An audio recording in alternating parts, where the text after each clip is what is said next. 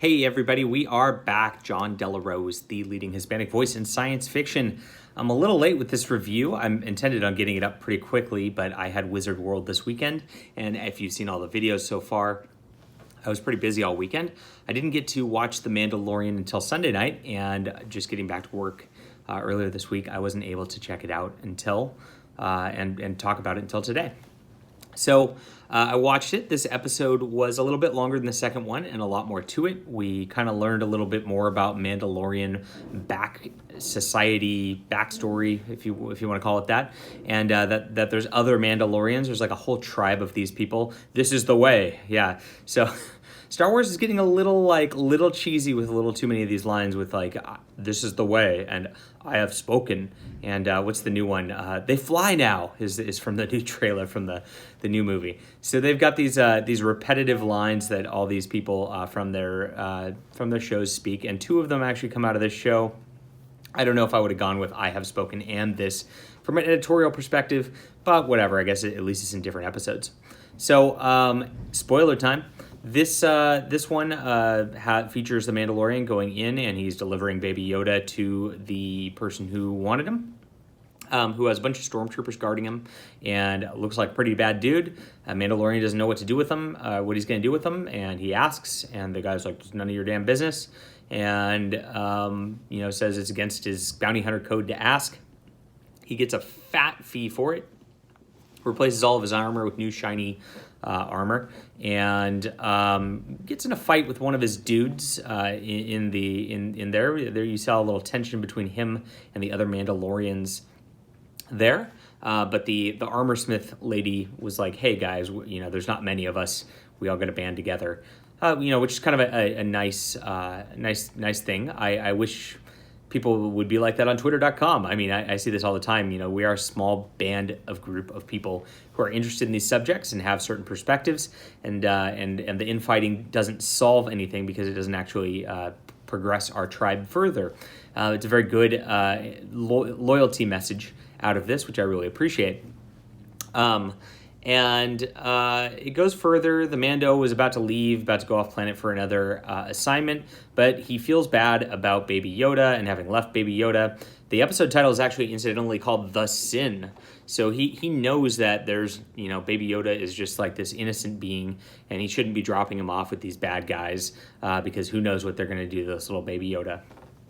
And it's weighing on him. He got his 30 pieces of silver for turning in the innocent or whatnot, and he eventually goes back. He finds Baby Yoda's little hover crib thing in a dumpster, and he realizes, I got to do something about this. It's weighing too much on me. So despite the fact that it hurts him in his bounty hunter circles, he goes, and lots of action ensues. He goes and kicks a bunch of stormtrooper ass. It really wasn't all that tense.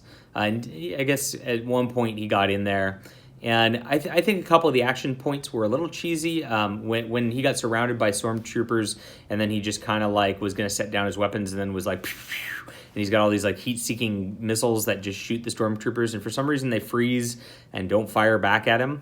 I didn't understand why that happened. That was just kind of didn't come off probably like the director wanted it to. And later when he gets to running, and all the bounty hunters catch up with him because he violated the bounty hunter guild rule, and they were gonna take Baby Yoda back to the original bad guy. And they all surround him, and he doesn't really have much cover, and they're shooting him, and it's just the typical Star Wars sort of that the bad guys can't hit the broadside of a barn. And given the circumstances, I think it didn't feel quite right, because especially the amount that the Mandalorian was just able to just take them down, with pretty accurate shots. So those couple action moments fell a little bit flat, but that's all right. We're talking TV level cinematic action. We're not talking movie level cinematic action, so you can kind of forgive that a little bit. And overall, the plot, the pacing, all of this was just pretty fantastic up until this point, and just a lot of fun. I'm glad the guy ended up being a hero. I'm glad he ended up going and saving Baby Yoda. Glad that he, did everything he did during the episode. It just felt right. It was a good, solid narrative. Pretty predictable. I mean, we saw that this was going to be happening probably, in the last couple episodes as it was, that eventually he's going to go back to the Bounty Hunter Guild and have to deal with this Baby Yoda issue.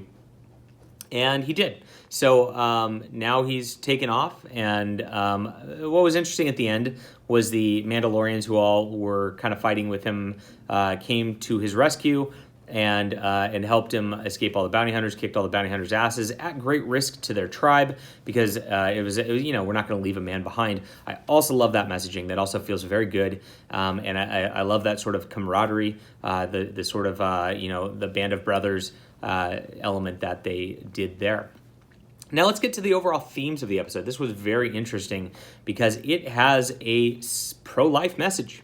And given all the loyalty messaging, all of the honor messaging, all of the stay true to your religion messaging that's gone on so far in this Star Wars, having a pro-life message pretty blatantly in there proves to be pretty interesting. We have Baby Yoda, who is a completely helpless being that is definitely cannot survive on its own, and he was going to get tortured and or killed in the name of who knows what. It might have been science, might have been whatever, and we have this being portrayed as a sin. It's saying that this is a sin immediately from the title of the episode. So you immediately hear that this is a bad thing and that it should be rectified. And obviously, I think that's great. I'm surprised that Star Wars is taking a stand on that level. But that is the essence of the episode, and so it is a little bizarre because I've been saying we've got a very center right, even pretty far right messaging in a Star Wars movie. Which we never expected to see, given The Last Jedi's kind of propensities. But it is kind of a universal truth, despite the fact that some people in society try to portray it as otherwise. We are only civilization if we protect the innocent. We are only honorable if we protect the innocent. We have to do everything to protect the innocent, and that holds true, and it rings true when you see a story with that sort of messaging in the tail. Overall, like I said, it was kind of predictable. A couple of the action scenes fell flat. I loved all the development, all the character moments. We got another background issue regarding him as a child, where he's getting hidden as his parents and all that are getting killed. I could take or leave that. I feel like the first episode did enough with that, and I wasn't really terribly interested in more. However, I noticed that my wife really connected with that moment, so it is definitely an emotional moment that appeals to women and things like that. The Mandalorian tribe thing's cool. I really like Carl Weathers, the Bounty Hunter Guild guy. I have trouble taking him seriously a little bit, because every time I think about him, I think about Arrested Development, where he's training Tobias to be an actor, and he's just trying to leech free meals and things like that. But he does a very good job here, and it's fun to see him in this setup. It looked like he died for a second at the end, but surprise, he survived, because he had one of those metallic plates that formed the armor where he got shot. And he's going to be probably a villain that is, or at least a anti-hero who's going to be tracking down the bounty hunter as this series goes on. I don't know what's in store for the Mandalorian next. He's got Baby Yoda, and he does not have the Bounty Hunter Guild, so we'll see how this goes and progresses from this point forward. This arc has pretty much come to an end. But overall, this was probably the best episode of the show yet. It keeps getting better. I've been thoroughly enjoying it. I've actually watched the first couple twice now, because I had some friends who had not seen it yet, and they held up upon second watch. I was not bored. So this is a pretty solid TV series, and it's about all you can ask for out of a science fiction TV series at this point. That's it. So if you like my reviews and all that, hit the like button, hit the subscribe button, do your thing, and we'll see you guys next time. And also, I want to tell people, if you're a new viewer and you're not paying attention to a lot of my stuff here, I am a science fiction writer. That's how I have a good credential to be able to talk about this on the writing level. And I've written a Star Wars-esque science fiction series. It's called Justified Saga of the Nano Templar. If you like Star Wars, I think you're going to like this even more. It's super action-packed.